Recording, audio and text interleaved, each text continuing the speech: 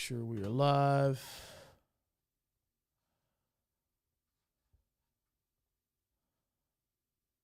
All good. We are live, I believe. Hello, everyone. Welcome to another episode of Roadrunners Unfiltered. It is your host, Darian Starling here. UTSA takes on Marshall in the Frisco Bowl. We'll definitely talk about some of that. I'm not going to give a full preview on that today. I'm going to save that for game week. But I did want to talk about the game because I haven't really given my thoughts yet. I've had a couple videos that came out about Trey Moore leaving.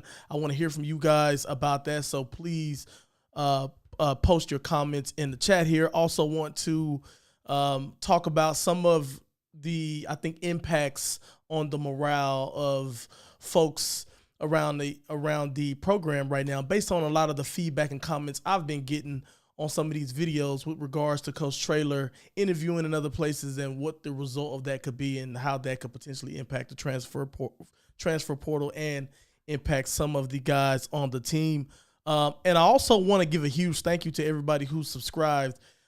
Big milestone, 700. It was huge. Remember, I started this thing off this year at 230, and we went from 230 in August to 700 to me, really short time. So appreciate everybody for subscribing and continue to smash that like button so other people can see that. But that's a huge thank you to you guys. I am going to have a beer on the program today to celebrate. So I really, really appreciate that.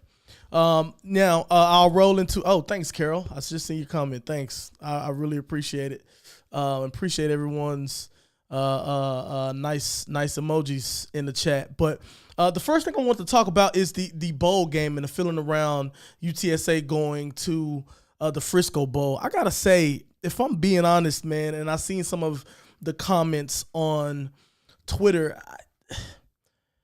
I don't know. I just feel like I don't know everything that goes into all these bowls, right? I don't know like how they decide each and everything. I know it has a lot to do with what's best for the teams, what's best for that particular bowl, how many people are going to travel, does it make financial sense for everybody involved, and those sort of things. It always seems like UTSA is one of the last ones to announce their bowl or get their bowl announced, which is a little bit odd. But man, I gotta say, this just feels underwhelming. If I'm completely honest, I'm not a huge fan of it. Listen, I do think this is our best chance to win a bowl, especially when you look at the news that came out today with regards to Marshall's quarterback, their starting quarterback, who's pretty good, by the way. He is entered the transfer portal, so he will not be there at the game. So with him not being there, I think that gives us the best opportunity to capture our first bowl win. But I just don't know if it's going to hit the same. We're playing Marshall, a school that we've played before. We have a history with a team we were in the same conference with. They're in the Sun Belt. We're in the AAC. This just feels not great. And I understand our season didn't end the way we wanted it to, but I don't know. This just feels a little bit underwhelming, if I'm being completely honest. I get the impression that folks on Twitter and everyone within the fan base is just not super thrilled about it. I see Fast Food Toy Box here says, I don't like it. Yeah, man, I don't like it either. For whatever reason, I think that we are a more prestigious program than what that bowl game represents, I feel like. And this could be my bias coming into play here, but I think that we have been real successful. We have a lot of talent, and we got Frank. I think there's a lot of folks around the country that know of Frank Harris because of a lot of what he did last year and then winning 2 back-to-back conference titles. And then we had quite a few standouts this year. Trey Moore obviously was one of them, even though he's leaving. I don't know. Just expected to get a better bowl, but at the end of the day, it does give us our best chance to capture a bowl win. I just don't know if that victory is going to hit the same, if you know what I mean. I feel like, and I got to tell you, and this is kind of all in relation to all of the, all the topics today, between like this particular bowl game and then what the transfer portal is doing to bowls. Like obviously we've already started seeing kids years ago say, you know what, I'm going to forego the bowl game and I'm just going to focus on NFL, right? There's a lot of guys who know for a fact that they're going to the next level. They will sit out bowl games and just get ready for the league. Well, I think the transfer portal is starting to screw that up. It's screwing this up even more because now you have more players who are just not going to be available. So not only do you have the guys who are surefire NFL draft picks who are probably going to elect to opt out of some of these bowl games, you now have people who are entering the transfer portal who are completely healthy to play. They're not going to the league next year or anything like that, but they're entering the transfer portal, and the vast majority of those guys won't be playing in these bowl games. Like if there was someone who was already, entered the transfer portal to leave, first off, I don't know if they can still be a part of the team at that particular point in time. I would assume they wouldn't be. But yeah, it kind of sucks. So like we're obviously not going to have Trey Moore in that game. And he's someone, when you just think about UTSA on a game-to-game basis this year, he's a huge standout, the defensive player of the year. And yeah. But yeah, I just think the transfer portal stuff sucks. And I think schools like us, and I made the video about this yesterday, but it just sucks seeing that, like, for 2 years in a row, the second season in a row, we have another situation where we lose our best player, or one of our best players. Like I said, Zachary Franklin last year, Trey Moore this year. We'll see where he goes, but I would expect one of the big schools, big P5 schools out there. Even if we start paying these guys good money at some point, I just feel like there's always going to be an advantage for those Power 5 teams to come in and scoop all the best players from, schools like UTSA. It just sucks. It just sucks, man. It is. I get it to an extent because I'm just like, what if he goes to, like, I don't know. I'm just hypothetically speaking. What if he was to go to Bama and be a part of the Bama defense that gets to go out and dominate teams year in and year out and play a lot of folks that they're just more talented in, and you're playing with already all these other NFL prospects right next to you. Yeah, of course you're going to wreak havoc. Of course you're going to look better in that defense. Of course you're going to look good. Of course NFL scouts will love to get guys from Bama because of the pedigree and, the way they're coached by Coach Saban and those guys. So it is a really, really tough situation for us. It is unfortunate that we have to deal with it, but the real question is, how are we going to pivot and capitalize in the transfer portal as well? And I think, I think we are a attractive program, especially as long as we have Coach Traylor. We're going to be a really attractive program to join. But, Coach Traylor going on coaching visits and interviewing and going on interviews is just going to undermine the attractiveness of UTSA. Like, you can't tell me right now there are some kids who are probably thinking about coming over to UTSA and, joining the team, maybe whether that's through the transfer portal or out of high school. You can't tell me some of those kids aren't going to look at, Traylor potentially leaving, and that's going to impact what they decide to do. It just is. See if we got any comments here. Chris Bacon says, it feels like they really wanted to guarantee a bowl win. Let's see. No offense to the opponent. Yeah, I mean, I guess, right? Like, that's probably what it is, but like, and that's a way to salvage our season and our season to, I guess, look better, right, on paper. Oh, like, they went 8-4 and they got a bowl win. I guess that looks better. Like, that's fine. But like, the way I see it, I like that we have been kind of big game hunting this entire time from a bowl perspective, and I think we can do that. Like, we have, like, here's the way I see it. Right now, you got a Frank Harris, who'll be playing, and you got some of those seniors that are going out.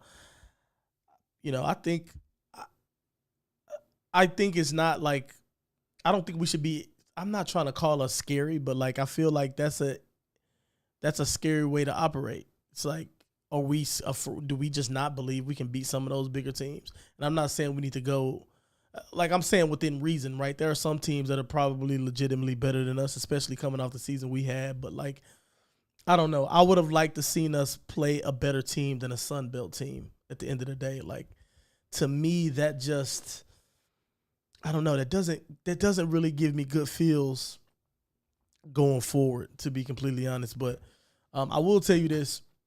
There's been a ton of discourse online with regards to obviously the us, everybody donating money and that sort of thing too. But I think a lot of it is due to, and I'm getting off the bowl subject by the way, but I think we are learning a lot of lessons this season that we haven't had to learn before. Number one, I'm going back to the Traylor thing. Traylor leaving, him being a hot commodity, and other schools being interested in him becoming their head coach, and then him also being interested to hear them out. Like, I heard his interview or whatever, and he was talking about, well, the only schools, there's only a select few schools that I'll even listen to, and they'll be the ones that are probably paid a buyout. Just like, was Houston on that list? But anyway, that's neither here or there. But what I'm trying to say is, like, we haven't been in this position yet, and I thought it was interesting that a lot of the folks from U of H and for a lot of those folks are still watching the videos. They're sort of interested in UTSA's story right now, but a lot of them continue to say, like, this happens to us over and over and over again. Get used to it. And it just made me think, like, yo, we haven't been in this situation before. And it almost puts you in a situation where, like, how do you feel about it? Like I start to ask myself, well, how do I feel about, our head coach looking elsewhere? Like, how do you come back that next season and have the same faith? Like, how does that impact, the recruiting, his recruiting? Like, how does he pivot from that? Like, he's going to go on a recruiting trail at some point and meet some of the guys that they offer and stuff like that. How does he answer the question, hey, there's all these reports about you interviewing with Houston. There was clear interest there. What's up? Like, how does he answer that question? I don't know. But I can't tell you that, just from some of the DMs I received, and thanks for those as well, of people giving their honest opinion about it. There are a lot of people that are not happy with that, not happy with the Houston. Everybody understands the A&M, but not happy with the Houston one. But like I said, it is a lesson that we are learning. We're all having to learn together. Like, I've played college football, followed college football for a long time, and I always see all the coaching, vacancies and how their field play out over ESPN. But I never really, it never really dawned on me that, like, oh, this is going to happen to UTSA at some point. And we're not used to it because it doesn't happen, right? Now, yeah, we're used to filling coaching vacancies, but like Coker was forced out, and Wilson was essentially forced out as well, right? And now we're in a situation where we don't want to force this guy out. We want to keep him, but he's looking at, like, I don't know, the mind. That's going to be interesting. I think it's going to be a really interesting offseason because of that. Because now that I'm close to the program and all of you guys are close to the program, I feel like it's just going to be interesting to see, what the sentiment is as we go into this offseason, as we start to rebuild and reload for next season. It's just going to be interesting. Mike says we need to have the mindset.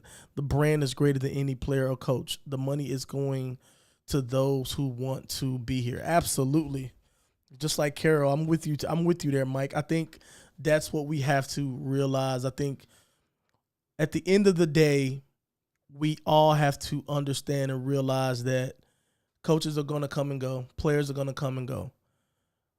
But, if we can just build on some of the foundations that's been set, and sort of go from there, it's going to be fine. Like, at the end of the day, coach, here's the thing I see, and this is what I start to as I start thinking about the coach Traylor considering leaving, he, as much as we love him, as much as we like him, it's not the end all be all. It doesn't start and end with him, right? He's going to move on at some point.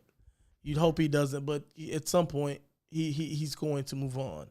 He's not the only great coach in the country, right? So I think folks have to, not necessarily take him looking elsewhere so personal. It's just part of the business, and we will be, there's other coaches and there's other players that we can win with. Same thing with Trey Moore. Listen, this stuff with like Trey Moore, Zachary Franklin, this is going to be a trend. It's going to happen every year. Like, I'm going to be worried next year for what is his name, Cam Alexander. He had a really good season at corner. He was first team all conference. I think he led the conference in PBUs, if I'm not mistaken. He had a couple picks on the year. And you look at his measurements and his size, you want to say he's an NFL corner from a height and weight standpoint. He is, let me see what he's a 5'11", 5'11", 200 pounds or so, or something like that. Yeah. That's okay. They say he's 175. You're going to have to get a little bigger than that. But you get my point. He's good enough size to play on Sundays, especially if he's continuing to make plays. And we are starting to become we're starting to become a school that, really,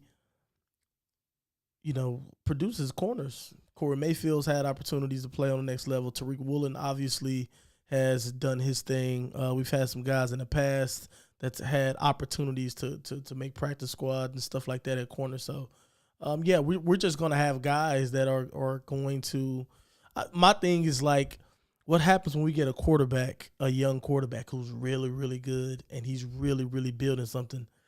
What happens when that happens? I don't know. I just hope that from a financial standpoint, we're able to pay our very, very, very best players enough money to hold them in San Antonio. That'd be great. Mike says we need to realize we are young. We are a young program trying to get our first bowl win. Let's get some skins on the wall with regards to bowl wins. Then we can be more critical on who and where we play. Let's go run this beat, Marshall. I don't disagree. Ultimately, you're right there.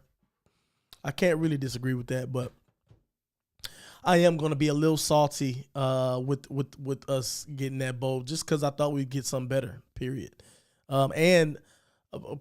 Me, honestly, I just like the bowl games for me is an opportunity for us to play folks that we didn't expect to play. That's what I like because that brings more eyes to other audiences, so on and so forth.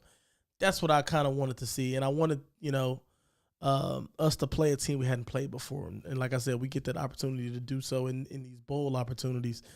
And, yeah, it is a little bit of a bummer to not to get Marshall, a team that we have a good history against. A history against. Carol said, I've been trying to say in a nice way that Traylor will eventually leave and it won't be the end of the road for UTSA. Absolutely. Yeah, Traylor, that's from Carol. Traylor 100%. It's going to happen. It's going to happen. Like, he looks once. And here's the thing, like, it just makes you, I think now, like, watching he addressed the media after the bowl announcement, and just kind of hearing the way he talked about it, about the situation. If you just notice, like, he is doing what they teach you to do in media training. Like, whenever you're a football player and you do have your PR guy, your PR team or whatever you call it, the media team or whatever, will kind of coach you on what to say, what not to say, and all that type of stuff, like how to deflect questions and that sort of thing. It was just right on cue, and that to me shows that, like, it just gives you a realization of it's a business and it's going to be that way. And a lot of it is due, and I don't think he has anything against UTSA or anything against anybody. I think it's simple. He's not getting the resources he wants. I also think what's interesting too is you listen to Willie Fritz talk about, whenever he took the UH job, he talked to the media as well. He talked about the lack of resources at Tulane, and I'm like, wow, you can draw the same similar parallels, or you can draw parallels between his comments and some of the comments that Coach Traylor said. But they've also talked about like how compared to the Big 12, U of H is kind of in the same situation, right? So I think this new world that we're living in with NIL and like money being such a big factor, getting these players paid being such a big factor, is just going to change the way that the sauce is made. And for schools like UTSA, it hurts younger programs, obviously, and programs who there are other programs also who are basketball schools first, who were starting to come up as football schools, but they're having trouble with this NIL stuff too, because a lot of the money is going to the basketball teams, right? So, it's gonna take time, but hopefully we can get on a good foot. Mike says Liberty threw a wrench in where everyone ended up getting messed up. I know. They did, but it is what it is. I do want to get that bowl win, though. I think that bowl win will salvage the season. It will end the season. It'll put a smile on everyone's face. I think it'll be huge. It's a very, very winnable game. I think we're a better squad than them this year. Obviously, they're going to be down there first, or they're going to be down at QB1. So we have a really good opportunity to, go in and get that first victory. And I'd be curious. I want to know what that does for us. I want to know what that does for the program. I'd like to see how much that helps us I would like to see how much that helps us in recruiting, because, man, I'm telling you, it's starting to feel like it's starting to feel like playoffs are bust. Whenever you think about the college football postseason, what will be tight? And I listen, and I'll be honest with you, I don't know how much talk there is about stuff like this, but wouldn't it be cool if they had like a G5 playoff and a P5 playoff? I think that'd be cool. I think that'd be nice. Are they doing? Or I don't know. I don't know if that's something that they talk about, but I don't know. I say that because I worry about. I'm sorry. I'm looking some of this stuff up. Yeah, but I say that because I worry about like bowl games starting to be more obsolete than they seem like they've ever been. Like, people are just not.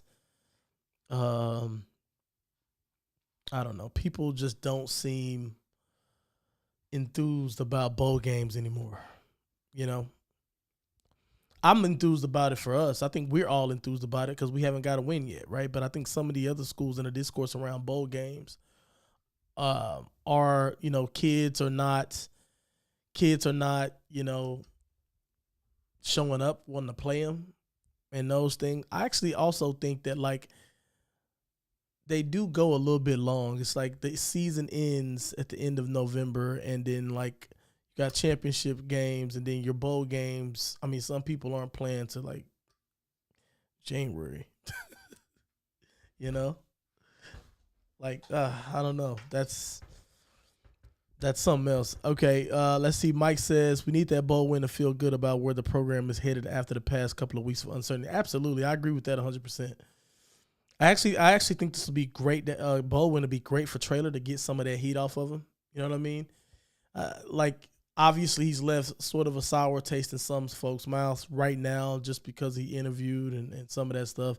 It's obviously starting to die down now that Willie Frisco got the job, and it looks like Traylor's going to be with us. But, like, I just think just so, like, it's not the topic of conversation anymore, or the first topic of conversation anymore, I think a bowl win would definitely do that. It'll definitely be a sort of a Band-Aid for losing Trey Moore, but hopefully our defensive line generally shows up year in and year out, so we should be fine on a defensive line. Somebody else will step up, and I'm sure we're going to land some good folks in that transfer portal as well. ATX says bowl location is underwhelming, but it's going to feel great to get this monkey off the team's back. Plus, getting some sort of trophy will be nice. Absolutely. It's some of what I said before. We need to go ahead and break that wall down. And what better way for Frank Harris to go out? That he would have truly done it all. Have gotten conference titles, has a ton of individual accolades, and got the team, got the program his first bowl win. That'll be huge for him and those seniors. Pioneer says, "What's up, y'all? I am all for the NIT style playoffs." Right? I'm telling you, man, that'll be dope. Like, I just feel like for example, I think you'll have just less. I'm not even saying it'll impact people on the transfer portal side of things, but I feel like, because I don't know, could somebody tell me this?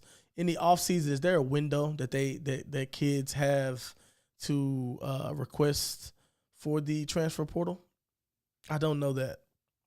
If there's a window, like a time, like, they have to do it right after the season or something like that, or before they play in a bowl. I don't know how that stuff works, but, I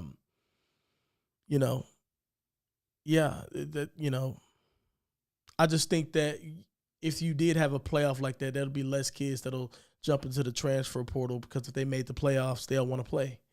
They'll want to try. And here's the thing, too. You got to think about it, man. It's the reason they, did the college football playoff anyway. What level of football don't you have a playoff in, right? Like high school, middle school, everybody has playoffs except college. Well, college does now. But obviously there are there's Group 5 and Power 5 for a reason. Like, why not? Why not do that? I think that'll be cool. Carol says, I've said this before, Traylor knew that UTSA didn't have deep pockets when he took the job. Gotcha. Yeah, I mean, I think that it's hard. It'll be hard for him. Who knows what those folks were promising him, first off. And secondly, I think him taking the job, it was his first head coaching gig. And who knows what they were telling him. I'm telling you this. I guarantee you that there are promises being made by people and things are not being delivered at the time that they should be delivered. I can tell you from experience, there were promises made to me as a player whenever I played, not with regards to on-field stuff, but facilities.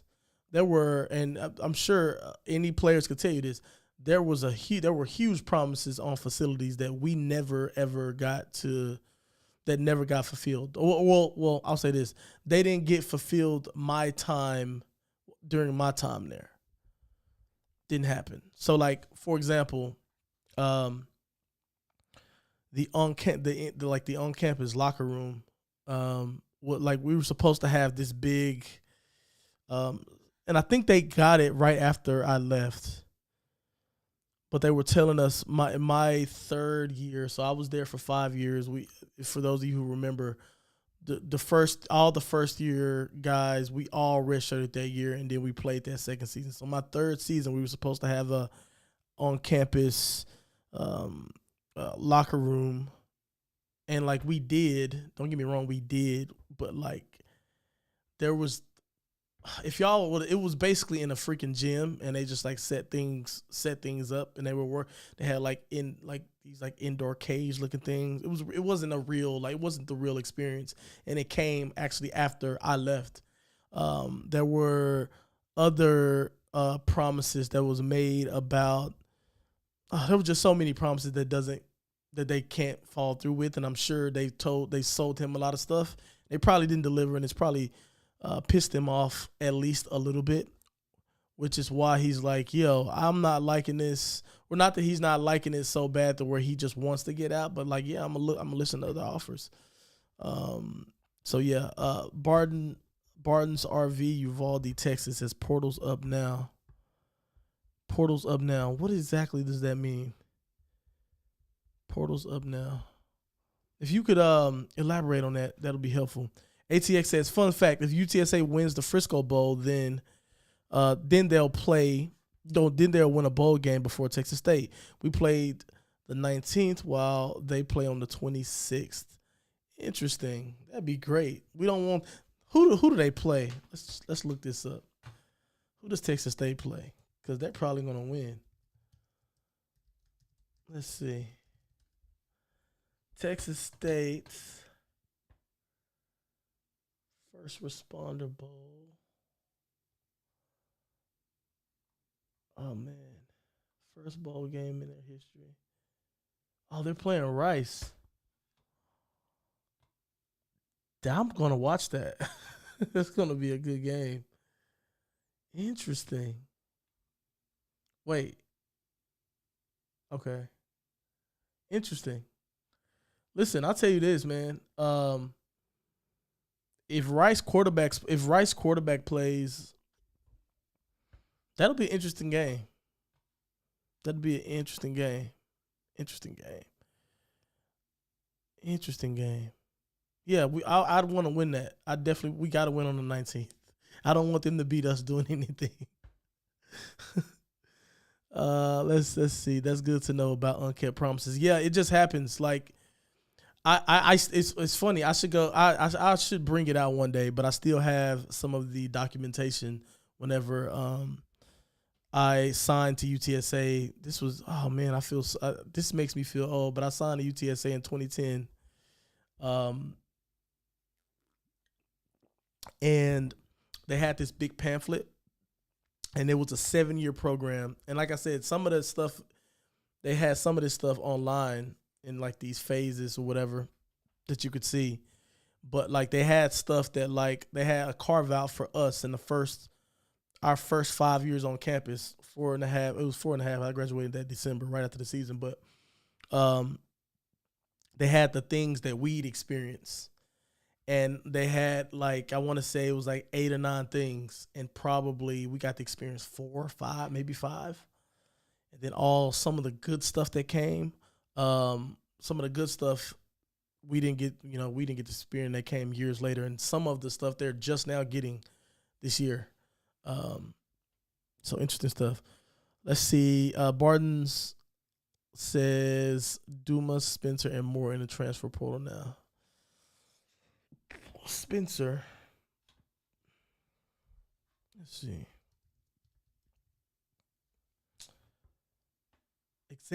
Xavier Spencer. Yeah. Interesting. I knew that actually. Yeah, I mean, how much was he in the rotation this year?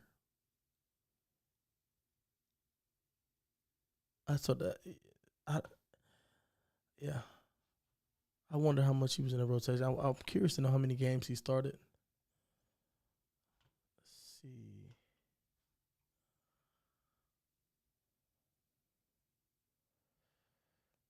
I don't know if he started for us. Even if, like, guys who leave if they're not in a rotation like that, guys that leave if they're not in a rotation like that, I think that's a good thing for them, because I think we're going to get a lot of guys like that as well that, like, they're in and out the rotation. They're not, they want to go somewhere and play their last couple of years. I am all for the transfer portal with regards to that. Like, that should be something that people do. And, a lot of you guys would be surprised at some of the crazy stories at how, like, especially back in some of the days I was there were guys who were trying to leave the program, and coaches they gave the coaches in the school all the power there, and they just would not let guys leave.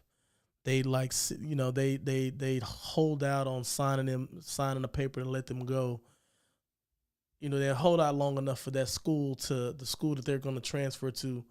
They'll hold out long enough so that school loses interest. They like just weird little games like that. You guys, there's some mess behind. There's some really, really messy business that goes on behind closed doors in college football and just college athletics in general.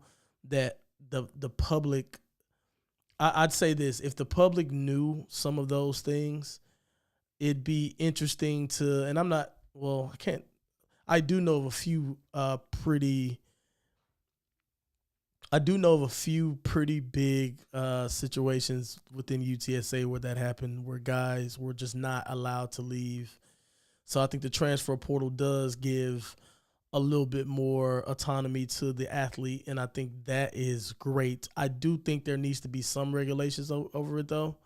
Not in terms of so NIL. I think it should be the Wild Wild West. I'm all for that, but I do think the transfer portal. And to be fair, I don't know all the rules in detail. I think I'm gonna do some research on that later today. But I think that there just needs to be a little bit more.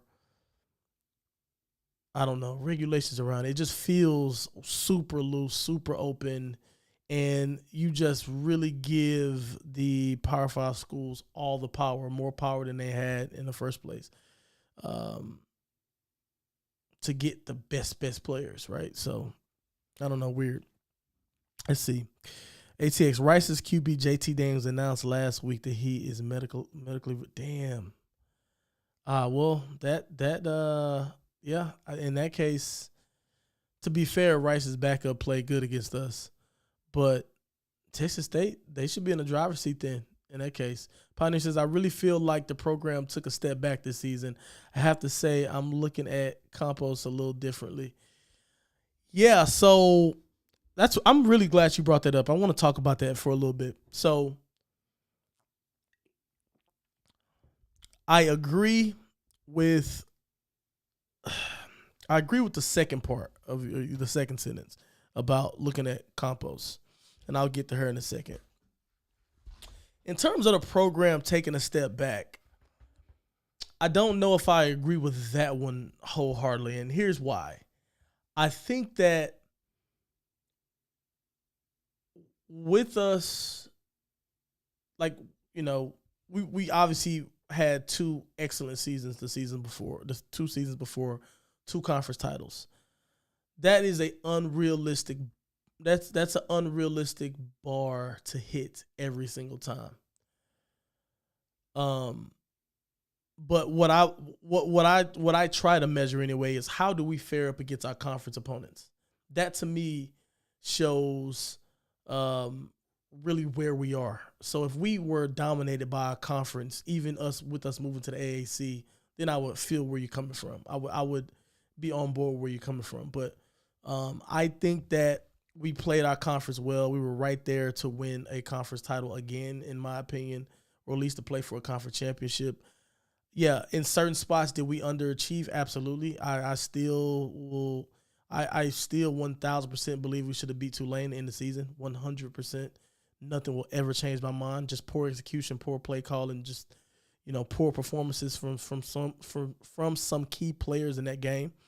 So I don't think our conference. In fact, I think we are ahead of the vast majority of a conference that we're new to. So I don't think the program took a step back.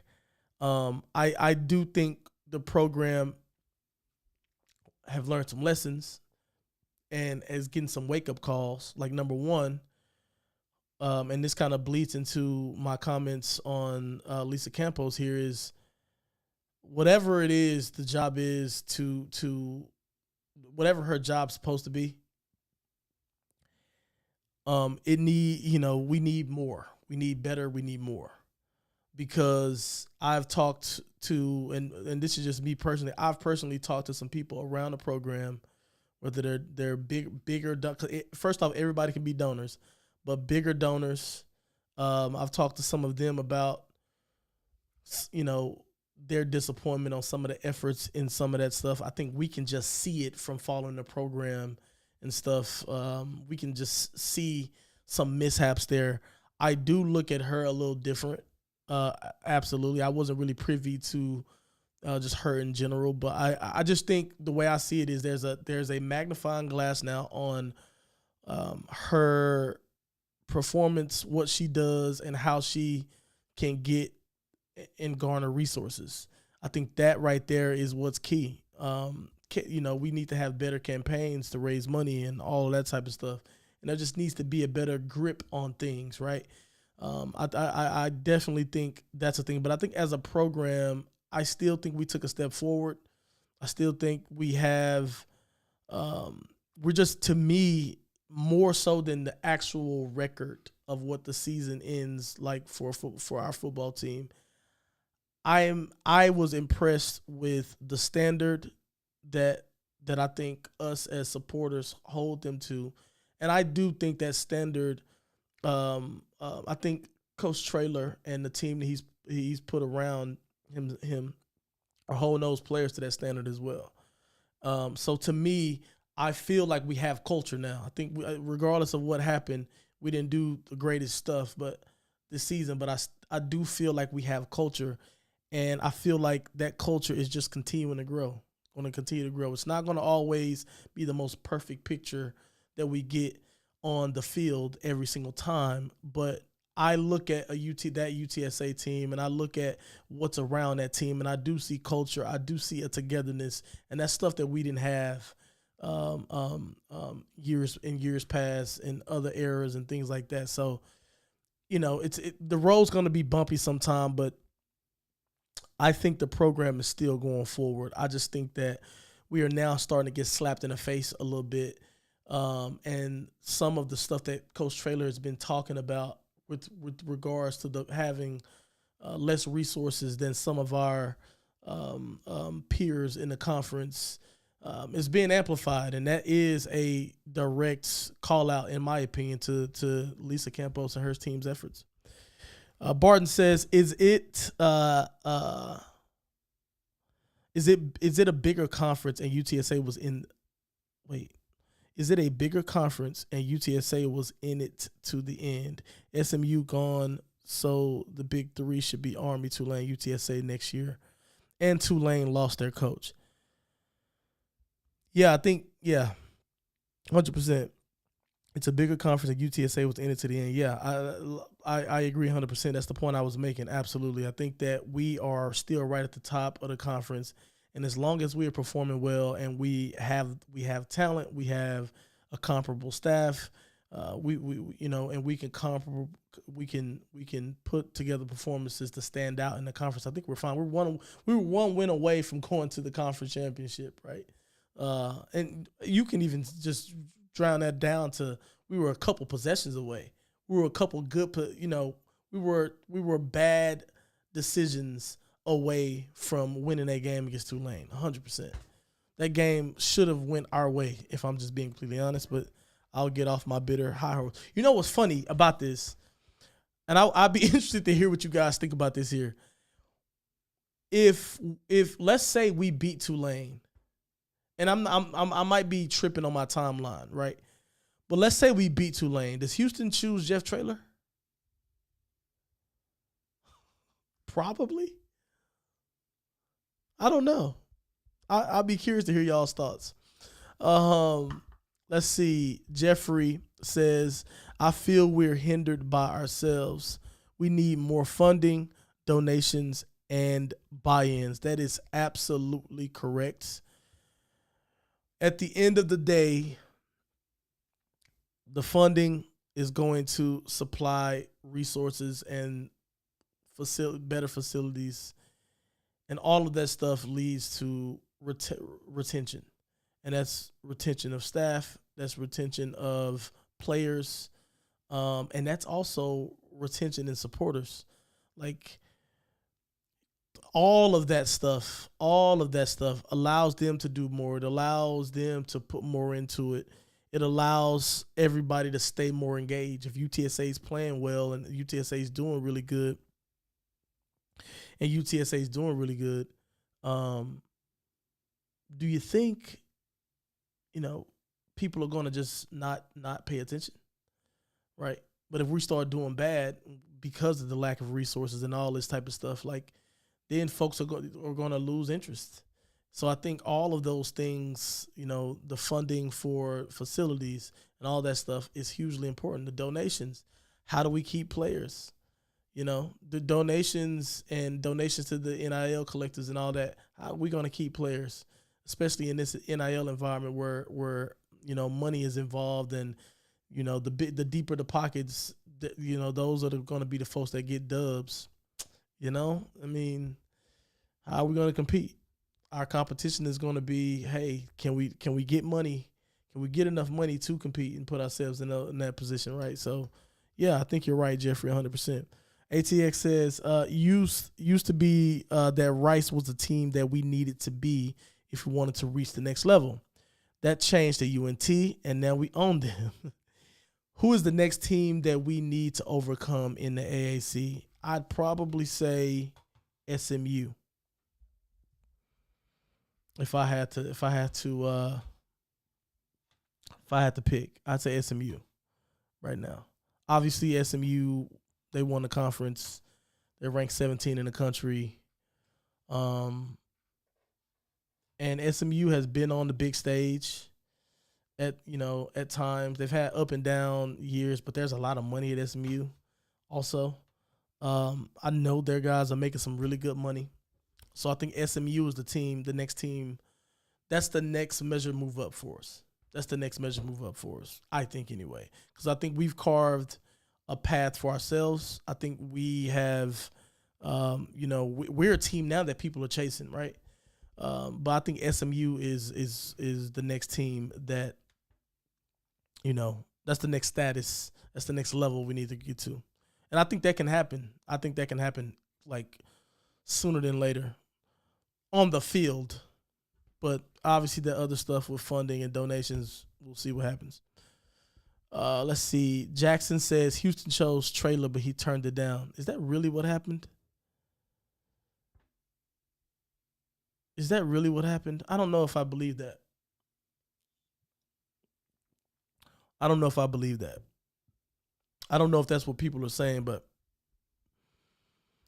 here's my take on that was this. I think if you're Houston, you're in the Big 12, you have Traylor, you have Fritz, and you look at, all right, well, Traylor, he's a up and coming coach. This is his first head coaching gig. He's been there for 4 years. And he's done well. He's changed the culture. He's really done something big. But then, and he's sent good players to the NFL, all that stuff, right? He's recruited well, all that. So you have that on one hand as the pros for Traylor. But if you just take an overview of some cons for him, you're going to say, all right, lack of experience, lack of head coaching experience, right? On the collegiate level. And then you look at another thing and say, how many big games has he won? And to me, they're going to look at bowls, no bowl victories. And I think that's something that and I'm saying if you're going to do a pros and cons list on Trader, like that'll be something that comes up. And then you have Fritz over here who has been a head coach for 30 years. He's been successful on every level. He just came off a conference title the year before, was in the conference championship this year. And, he's been a model of consistency, and he has that experience. I just think Fritz is probably the safer hire. It doesn't mean he's a better coach. He's the safer hire, though. That's sort of what my take is on the Houston thing. And I doubt if Traylor went and took a couple interviews with them, I don't think he turned it down, me personally, but I guess who knows if it'll ever come out. Popeye Carter says, I just hope we don't lose any more of our top guys. Me neither, bro. Me neither. I don't think I've seen you, Popeye Carter. Welcome to the channel. If you're new here, guys, make sure you hit that subscribe button. We'd really appreciate it. The next milestone is 1,000. Going to really try to get there. But anyway, yeah, I hope not, man. I hope not. I hope that we can do something to keep our other guys. Obviously, people are going to be trying to hunt for them. Honestly, a lot of our top guys, though, are seniors, so we're losing them anyway. But, yeah, I completely understand your point. We're just going to have something. I hope there's some large effort into keeping and retaining our top guys going forward and really, putting efforts together to put money together to make sure we can keep these guys here. Because we have next year we're gonna have a young team, but to me, what's scary about that is those young guys are gonna now start all being all conference guys. Now we already have some because the all conference list just came out. So we could be in a situation where there's a lot of guys next year that's like, oh crap, I can go get NIL money here or there. And that's because that's also another year for some of these other programs to continue to up that money pile that they have. So hope we can do something. Barnes says, I'm still surprised they didn't take Traylor. Fritz has never coached at a Power 5 school as a head coach or assistant. I knew he didn't coach at a Power 5. Yeah, I guess I'm thinking about it. Yeah. It makes sense. But, man, when you got that much experience as a head coach, you can coach anywhere. That 30 years, he's been successful on every level. I still think it's a safer hire, if I'm honest. Pioneer says, if we would have remained in Conference USA and got a third title, we would be in the Fiesta Bowl versus Oregon. And he cries with the money sign. Listen, yeah, that'd be nice. That'd be nice. But I don't know if we'd be in a situation where we'd be getting our first bowl win if that was the case. But I'd much rather like that, though. I'd like that situation, honestly. I'd much rather have that situation. Like 1,000%. That's kind of my thing on the whole bowl thing. I'm ready to get a bowl win, but like I want the most prestigious, the most high profile game we could possibly get. And that would be sick, if I'm honest. Jeffrey says we need to go back to Conference USA and run the table so we can get New York Bowl. I like the AAC move. Like, we'll be at the top of the AAU or the AAC. Like we should have been there now, if I'm honest. We should have ran the table in the AAC now. So we'll get there. SMU, Barton said SMU leaving the conference. Listen, we still need to get to that level though. Like I understand they're leaving the conference, but we need to get to that level. I think that's a really good move up, a measure to move up in my opinion. So yeah. Let's see. Next comment we have ATX. How do you feel about bringing a veteran QB in from the portal? Do you think it'll promote competition in the quarterback room? I absolutely think we will do that. And I absolutely listen. I don't want them to go get a young guy from the portal. We have young guys already. And McCown, I'll tell you this. And I think I've talked about this before. I loved McCown. When they were talking about, someone had made a comment about quarterback in the portal. And I love that McCown quote retweeted and was like, yeah, you got him right here. Like, that's the kind of confidence that I like to see, if I'm being honest. That to me shows someone who's prideful, and it shows someone who's going to come in and compete. He needs to be pushed, and I think and I think it'll be better for him. It'll be better for ELM if we do bring in someone who has some real talent. And that can come in. At this point with the transfer portal, we could be getting one of these top quarterbacks from I don't know. I'm all for bringing in transfer portal guys, rolling out the dice, rolling the balls out and see who's ready to play ball. That's it. So yeah, I am all for bringing it back a vet QB. I do think we have some pieces. We have some really promising talent, I think, in some of our skill positions. So I think. If we continue to have good quarterback play, we're always going to be or have an opportunity to compete for a conference title in the AAC. I absolutely would love for them to bring in a veteran quarterback. Ania says, where do you want to see us improve in the offseason? Any position group in particular? Honestly, I would say obviously quarterback is a huge position, but I think at receiver we got to tighten up. I think that what we've seen this season, it took Frank a while to trust some of the new guys. And I do think, obviously, Devin McEwen emerged, but we were too reliant upon Joshua Cephas. And you're not going to have Frank at quarterback anymore, but we're going to have guys who are going to be able to get separation on the outside at those receiver positions. We just didn't do a good job of that this year at all, period. Obviously, we had folks stand out. Taki Oga-Kellogg did some things stand out, but I think he's leaving. Joshua Cephas, same thing. But Devin McEwen showed some promise. And then we got a couple of other guys that had some flashes of good play, but I hadn't seen anyone outside of Devin McEwen that's going to be returning that I am just over the moon about. Like I said, there is talent at receiver that we have. but I guess I've gotten accustomed to us having these eye popping receivers for years at UTSA, and I don't know if we have that yet. So I'd like to see us go get a big time receiver out the portal if we could. That's young, who was a high profile recruit before, or if we just bring in a high profile recruit that can come in and play on day one, I think that'll be good.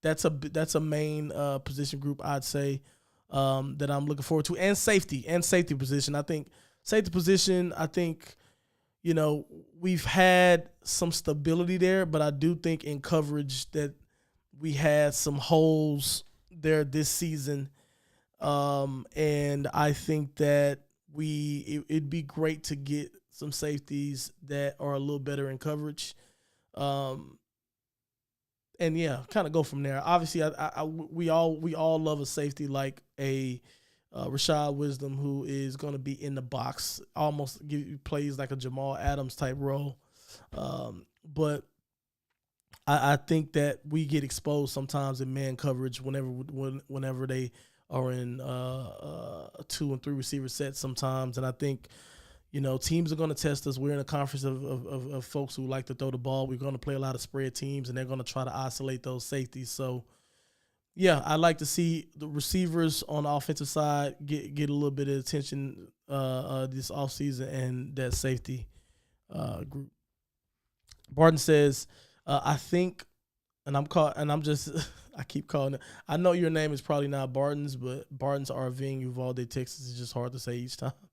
I think we need a QB from the portal at ATX. Oh, yeah. The QB from the portal thing would be nice. And here's the thing. Who knows if they even come in and start, right? They don't have to start.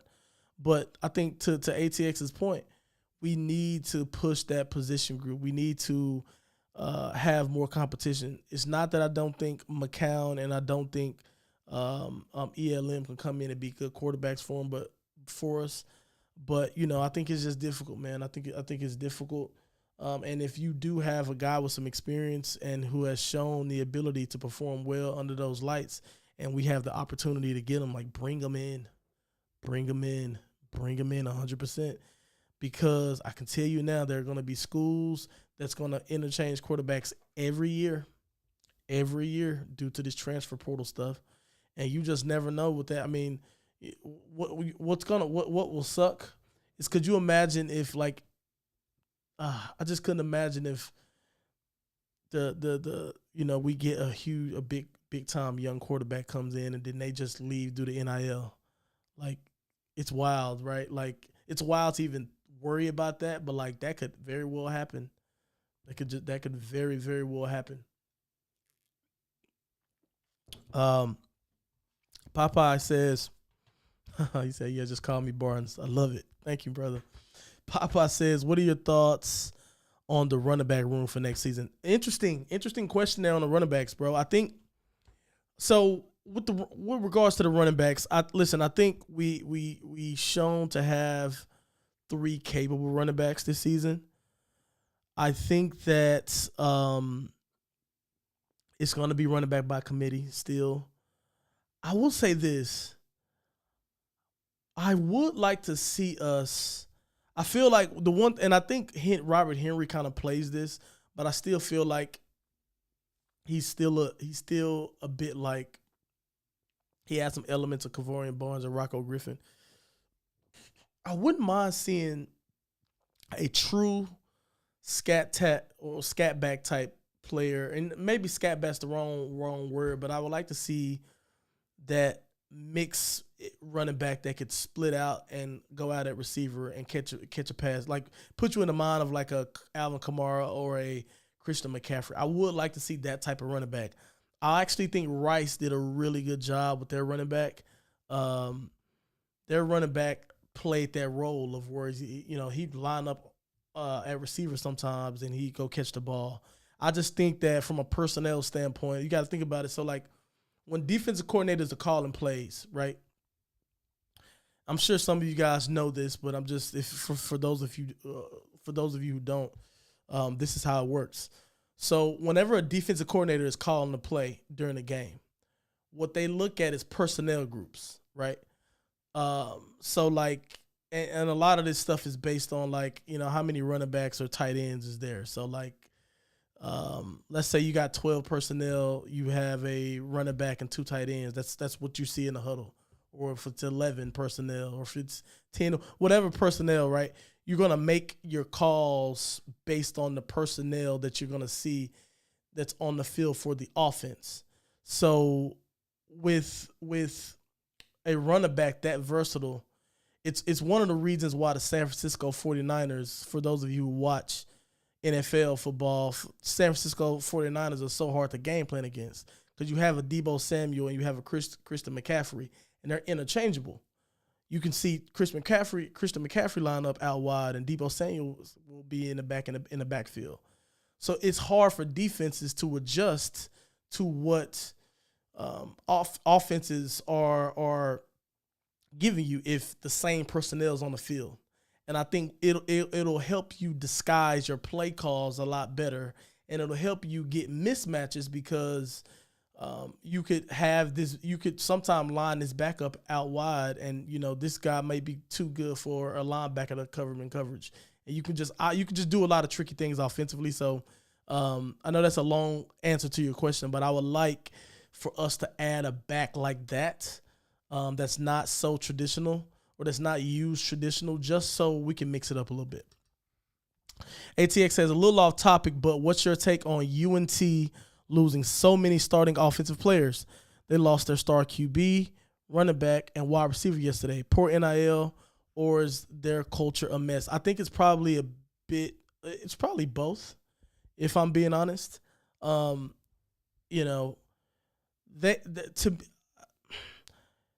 Yeah, it's probably both, because I just wonder, like, how much did those guys get guaranteed? Like what money, like what are they going to go, what are they walking into?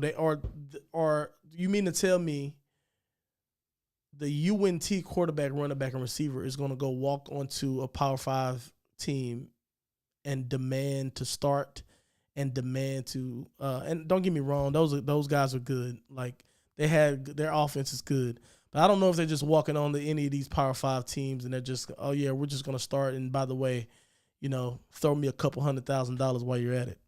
I don't know if that's the case, but I'm sure they're probably going to make more money. They're probably going to have, there's probably other better opportunities out there for them. But I'd also say the culture is probably a mess too. Like, I don't think it's, who knows if it's, I think in some cases it's going to be all about the money, but I think some cases it's going to be about winning and losing. Like, people want to win, period. I think UNT's, they underachieved this year. I'm not saying they were supposed to be world beaters, but we knew from the game that we played them, they weren't bad. Like, I talked about, that team being good. Remember, they lost a lot of close games. Think about this. Listen to this. Now, they beat UAB at the end of the season, their last game, 45-42, 3-point game. But remember, they also beat Tulsa 35-28, close game. They they lost to SMU, but like, if you look at us, they lost to us by a touchdown. They lost to Memphis by 3 points. They lost to Tulane by a touchdown. And you look at some of that, and I just say, like, man, that's a lot. That's a lot of losses that just probably hurt, and they probably don't have faith in a defense that gives up what seems like 40 points a game. They probably don't have faith that the team is going to do well in the conference the next year. So whether that means their culture is toxic or whatever the case may be, there's something going on to where they don't have belief in the program, and that's why they are making a departure. Barton says A&M has a lot in the portal too. We wish we could get any of their players. Yeah, absolutely. And that's what I was talking about, us carving a path for ourselves within the transfer portal environment. Those guys from A&M are probably uber talented, but they may not be ready to play. They may have guys in front of them that are just too good. Well, come on down, baby. Come to UTSA. We'll take it. That to me is a backdoor way for us to get 4 and 5 star recruits. That's just another backdoor way for us to get that, another little way. Like, who cares if this guy went to he was a 4-star recruit. He went to A&M for a year, and he decided he didn't want to be there, but he did get to experience A&M, got to have some of his development with their coaches and their staff, which is all these coaches and staff, all this stuff is high quality at all these places. and have a guy like that to come into our program and be able to contribute to the team. I'm sure that that'll bring a bit of experience. It'll bring just a bit of know-how, and I think sometimes that's what you need. But to me, like I said, that is another way for us to get huge time recruits. So that'd be great in my opinion. But yeah, I'm going to end right there. I appreciate you guys for watching. We'll do this every Wednesday. We'll have to switch the schedule around the holiday. We will do this every Wednesday. Like I said, appreciate you guys for watching. For those of you guys who are new here, I would really, really appreciate it if you could subscribe. We're trying to reach that next milestone of 1,000. So see you guys next week. Peace.